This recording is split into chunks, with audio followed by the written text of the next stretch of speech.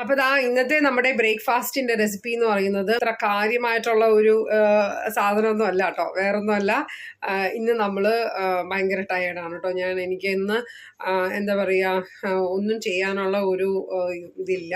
എനിക്ക് എവിടെയെങ്കിലും ഒന്ന് കിടന്ന് ഉറങ്ങിയാൽ മതി. അപ്പൊ നമ്മൾ ഇതുപോലെ ടയേർഡ് ആവുന്ന സമയമുണ്ടല്ലോ, അല്ലെങ്കിൽ ഇപ്പൊ നമ്മൾ എവിടെയെങ്കിലും യാത്രയൊക്കെ പോവുകയാണ്, അപ്പോൾ പിന്നെ രാവിലെ ബ്രേക്ക്ഫാസ്റ്റ് എന്തെങ്കിലും കഴിച്ചിട്ട് പോകണം എന്ന് നിർബന്ധം ഉണ്ടെങ്കിൽ നമ്മൾ എന്താ ചെയ്യാന്ന് വെച്ചാൽ, അവിടെ അടുത്ത് നമ്മുടെ അടുത്തായിട്ട് തന്നെ വെള്ളയപ്പം ഉണ്ടാക്കുന്ന ഒരു വീടുണ്ട്.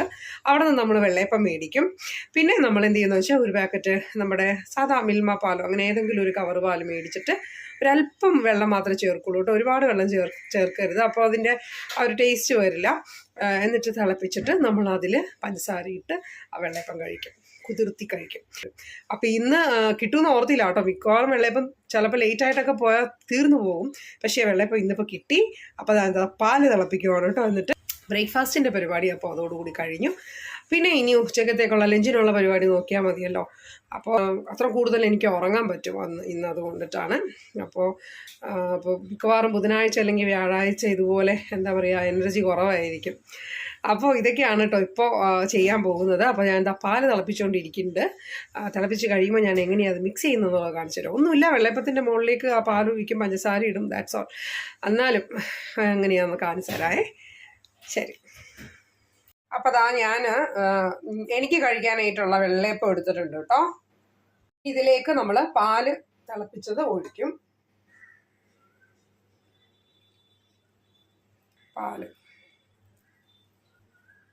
നല്ലവണ്ണം പഞ്ചസാര ഇടുന്നുണ്ട്. ഓക്കെ, ഇനി ഒന്ന് കുതിരും. അപ്പോൾ നമുക്കിത് കഴിക്കാം.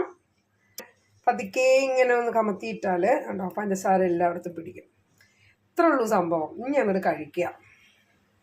എങ്ങനെയാണ് വെള്ളയപ്പം പാലിൽ കുതിർത്ത് വെക്കുന്നതെന്ന് കണ്ടല്ലോ.